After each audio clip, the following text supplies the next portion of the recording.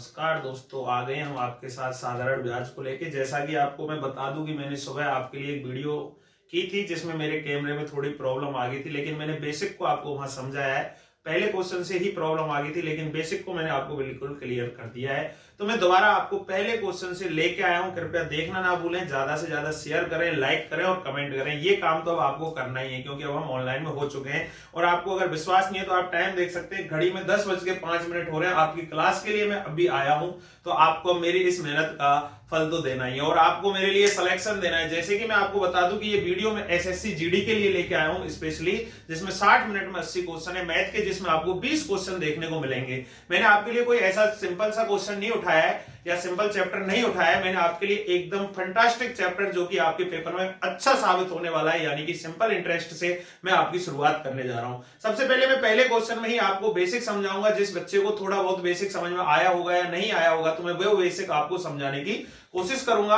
आप मेरे साथ बिल्कुल बने रहें और आप खुद भी क्वेश्चन करें। जैसा कि मैं आपको पहला क्वेश्चन लेके आया हूं कि दीपिका ने 21,900 रुपए की राशि 10 जनवरी 2004 को उधार ली। यदि साधारण ब्याज की दर 8% हो तो बताओ 13 जून 2004 को वह कितनी राशि लौटाएगी। हर क्वेश्चन में वो है। इस क्वेश्चन को मैं कराऊंगा आपको सिंपल तरीके से, बेसिक तरीके से आपको, लेकिन आने वाले क्वेश्चनों में मैं आपको हर क्वेश्चन को ट्रिक से कराऊंगा। तो देखो बेटा, सबसे पहले हम चलते हैं। दीपिका ने जो राशि ली है वो कितनी ली है? 21,900 रुपए की। यानी कि मैं आपको ये बात पहले भी जिक्र कर चुका हूं कि कोई व्यक्ति जो राशि लेता है या देता है वह उसका मूलधन कहलाता है। तो यहां पर जो मूलधन है उसका वो क्या हो गया बेटा? मूलधन जो होगा यहां पर वो हो गया आपका 21,900 रुपए। ये क्या है? 21,900 रुपए उसका मूलधन है। लेकिन उसका जो 10 जनवरी 2004 को उधार ली, यानी कि अब हम यहां जिक्र करना चाहेंगे समय का। समय जो है वो क्या किया है उसने? 10 जनवरी 2004 से कब तक के लिए उधार लिए? 10 जनवरी 2004 से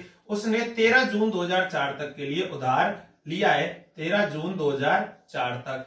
अब यहां पर जो ये 2004 है, मैंने केवल इसका उद्देश्य कोई और नहीं है, केवल 2004 से मैं आपको हर टॉपिक का, यानी कि समय में ये 2004 जैसे वर्षों का कुछ रीजन होता है, तो वो कितनी राशि लौटाएगी, तो वो ये कहना चाह रहा है। तो देखो, दर आपके पास है ही। दर की अगर मैं जिक्र करूं तो दर मैं यहां लिख रहा हूं, दर आपके पास है ही 8%। ये है। अब बच्चा इसमें क्या करता है कि सीधा सीधा फॉर्मूला लगाता है और आंसर करने की कोशिश करता है। लेकिन मैं आपको बता दूं कि यह जो समय है, समय का जिक्र मैं करना चाहूंगा कि समय की गणना कैसे करते हैं। मैंने पहली वीडियो में आपको बता चुका हूं कि समय का अगर आपको गणना करनी है, यानी कि दिनों में जो गणना करते हैं उसको अगर वर्ष में बदलना है तो आपको 365 का डिवाइड देना होगा। तो ऐसे हम इसकी गणना करेंगे। यानी कि 10 जनवरी को उसने उधार लिए, तो यानी कि जनवरी, आपके पास एक महीना जनवरी है, फिर आपके पास एक महीना फरवरी है, एक आपके पास मार्च है, एक आपके पास अप्रैल है, क्या है? अप्रैल है, और एक आपके पास मई है, और एक आपके पास जून है। ये आपके पास महीने हैं।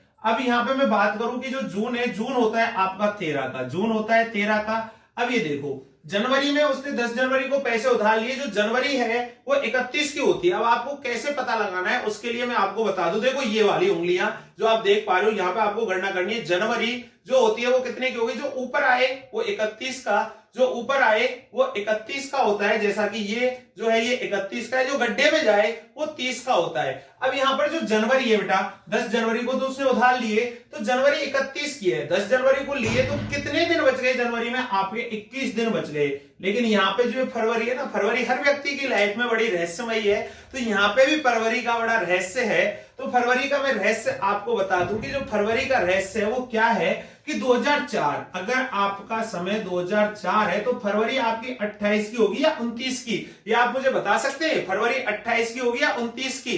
तो फरवरी के लिए आपको क्या करना पड़ेगा? जैसा कि मैं बता दूं कि फरवरी 2004, यानी कि जिसमें 4 का डिवाइड चला जाए, जिस वर्ष में 4 का डिवाइड चला जाए वह वर्ष आपकी 29 की होती है। जिस वर्ष में 4 का डिवाइड चला जाए वह वर्ष में फरवरी 2029 की होती है। तो 4 में, अब 4 का पता कैसे लगे कि 4 का डिवाइड कैसे जाता है? मैं यहां पर आपको 4 का डिविजिबिलिटी रूल भी समझाने की कोशिश करूंगा। जिस संख्या के अंतिम दो डिजिट 00 हो या अंतिम दो डिजिट में 4 का डिवाइड जाता हो तो वह संख्या 4 से डिवाइड होती है। जैसे ये तो इसमें जा रहा है तो ये 4 से डिवाइड हो जाएगी। तो यहां पर जो आप फरवरी का जिक्र करेंगे वो करेंगे 29 का। अब आती है मार्च। जनवरी, फरवरी, मार्च, मार्च आपकी फिर हो जाएगी 31 की, फिर अप्रैल 30 का, मई फिर कितने की हो जाएगी 31 की। देखो जनवरी, फरवरी, मार्च, अप्रैल, मई 31 और जून में 13। अब इनका आपको क्या कर देना है बेटा, सम कर देना है। इन सब का क्या कर देना है, सम कर देना है। तो 3 और 1 4 और 1 5, 5 और 9 14 और 1 15। यहां पर 5 5 5, 1 2 3 5 और 3 8 और 3 11, 11 और 2 13 और 2 14 और 1 15, यानी कि 155 ये आपका क्या आ गया, समय यानी कि दिन आ गए। 155 आपके क्या हो गए, डे हो गए। और अब ये जो 155 डे हैं, इनको हम क्या करेंगे, वर्ष बनाएंगे। 155 को वर्ष बनाने के लिए, दिन को वर्ष बनाने के लिए मैं आपको पहले भी जिक्र कर चुका हूं, क्या करोगे, 365 का डिवाइड दोगे। तो 5 से काटते हैं, 5 3 15, 5 1 5, 5 7 35 और 5 7 35 और 5 3 15, यानी कि 31 सही वो 31/73 वर्ष आपका समय आ चुका है। अब हमें क्या पूछ रहा है, वो पूछ रहा है कि वह कितनी राशि लौटाएगी। तो मैं आपको बता दूं कि एसआई का जो सिंपल सा फॉर्मूला होता है वो क्या होता है, प्रिंसिपल यानी कि मूलधन इंटू रेट यानी कि दर इंटू टाइम यानी कि समय अपॉन 100, ये आपका एसआई का फॉर्मूला होता है। तो प्रिंसिपल आपके लिए उसने दे रखा है 21,900 का, आप यहाँ 21,900 लिखोगे। रेट हमारे पास जो दे रखी है 8 दे रखी है, और टाइम 31/73 इसको लिखोगे ऐसे, और अपॉन लगाओगे पूरे में इनटू 100, ये आप यहां जिक्र करोगे। अब क्या करोगे, 2 जीरो से काट दो बेटा, 2 जीरो, 73 3 जा 219, 73 तिया 219, और 31 इंटू 8 करो यानी कि 24, 8 तिया 24।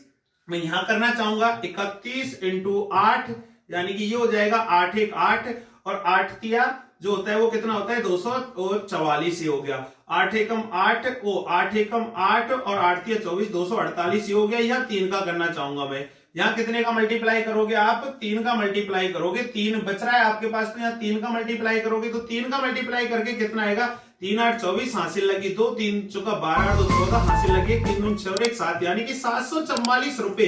जो ये 744 रुपए निकल के आया है, ये क्या है बेटा आपका, ये है आपका एसआई। जो 744 रुपए निकल के आया एसआई। क्या आपका क्वेश्चन हो गया, इसका आंसर यही है, क्या वो 744 रुपए की राशि लौटाएगी? नहीं, 744 रुपए की राशि नहीं लौटाएगी। आपको ऑप्शन में 744 देखने को मिलेगा, 744 देखने को मिलेगा। 80 क्या 90% बच्चा 744 लगाएगा। आप मेरी हर बात को हल्के में ना लें, लेकिन उसने कहा कि वह कितनी राशि लौटाएगी। अगर वह कितनी राशि लौटाएगी की बात करे तो आपको हमेशा मिश्र धन निकालना है। आपको क्या निकालना है, मिश्र धन निकालना है। और मिश्र धन निकालने का मैं आपको एक सीधा सा फॉर्मूला बता दूं, यानी कि अमाउंट निकालना है आपको, मिश्र धन निकालना है। और मिश्र धन के लिए आप क्या करोगे, प्रिंसिपल प्लस एसआई यानी कि जो इंटरेस्ट आई है, यानी कि अमाउंट का फॉर्मूला है आपका ये क्या बेटा, amount is equal to principal plus SI.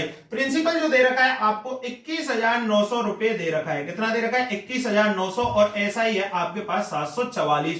तो इन दोनों को क्या करोगे, आप ऐड करोगे।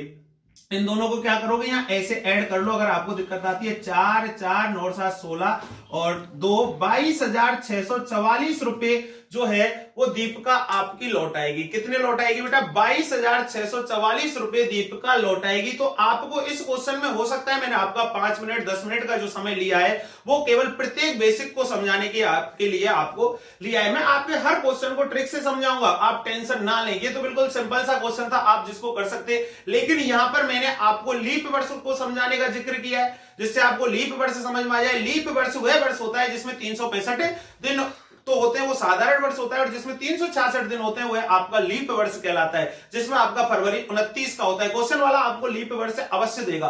और एक मैंने आपको यहां पर कि समय को कैसे, अगर दिन में दिया गया है तो उसको कैसे वर्ष में बदले उसका जिक्र किया गया है। जो दिन में होता है उसको वर्ष में बदले, कैसे उसको बदले उसका जिक्र किया गया है। अब जो है मेरा इसमें प्रत्येक आपके एक एक छोटे से छोटे पॉइंट को समझाने का उद्देश्य। ट्रिक तो मैं आपको करा के ही रहूंगा, चाहे कुछ भी हो जाए। आने वाली वीडियो में जो अभी आएंगे, नेक्स्ट क्वेश्चन आएंगे, उनमें आपको ट्रिक, एक क्वेश्चन और मैं आपको बेसिक से समझाऊंगा, उसके बाद प्रत्येक क्वेश्चन की मैं आपको ट्रिक लेके आऊंगा। मेरा आपसे वादा है कि मैं आपको 60 मिनट में 80 क्वेश्चन करवा के रहूंगा। मैथ का 20 मिनट में जो आपके क्वेश्चन है, 20 क्या मैं 15 मिनट में आपके 20 के 20 क्वेश्चन करवा के रहूंगा। कसम महाकाल की, आपके लिए अगला क्वेश्चन बेटा देखिए कि किस राशि का 15% साधारण ब्याज की दर से 8 मास का साधारण ब्याज 54 रुपए हो जाएगा। यानी कि आपको क्वेश्चन वाले ने क्या कहा है कि किस राशि का, यानी कि आपके पास मूलधन नहीं है, किस राशि का जिक्र हो गया तो मूलधन पूछ रहा है आपसे।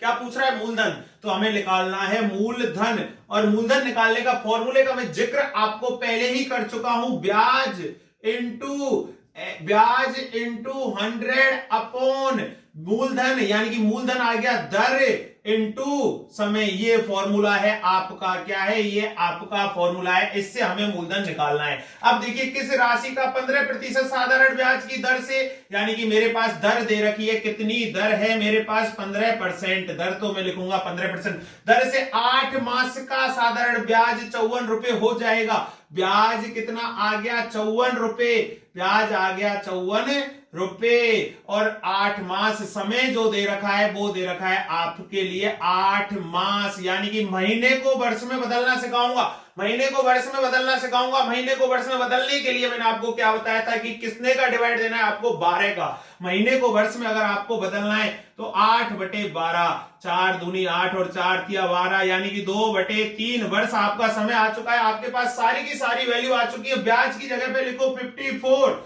लिखा, इंटू 100 अपॉन दर जो है, दर है हमारे पास 15, दर हो गई हमारे पास 15 इंटू 15 के बाद जो है कितना दे रखा है? 2/3, 2/3, 2/3 होता है ऐसे। लेकिन मैं आपको बता दूं कि जो ये 3 है ये चला जाएगा यहां ऊपर, यानी कि इंटू 3, तो इसको अब यहां से मिटा दो। ये मिटा दिया, 3 से इसको काटो 5 बार, 3 पंजे 15 हो गया, 3 पंजे 15 हो चुका है, और ऊपर इन दोनों का मल्टीप्लाई कर लो, कितना हो गया? 5400, और नीचे कितना आ गया? 10। नीचे कितना आ गया? 10। 10 से 10 को काट दो, यानी कि आपके पास वह मूल राशि जो निकल के आ गई वो कितनी आ गई? 540 रुपए निकल के आ गई। बेसिक को समझाने का केवल मेरा एक ही उद्देश्य है कि क्वेश्चन आपका गलत ना हो, गलत ना हो। यहां से मैं आपके लिए ट्रिक लेके आऊंगा, यहां से मैं आपके लिए ट्रिक लेके आऊंगा। ये देख लो, बेसिक से क्वेश्चन को करने में भी कितना सा समय लगा, लेकिन मैं आपको कसम खाइए कि मैं आपको ट्रिक से क्वेश्चन समझाऊंगा, तो ट्रिक से ही क्वेश्चन लेके आऊंगा। ये देखो आंसर आ चुका है।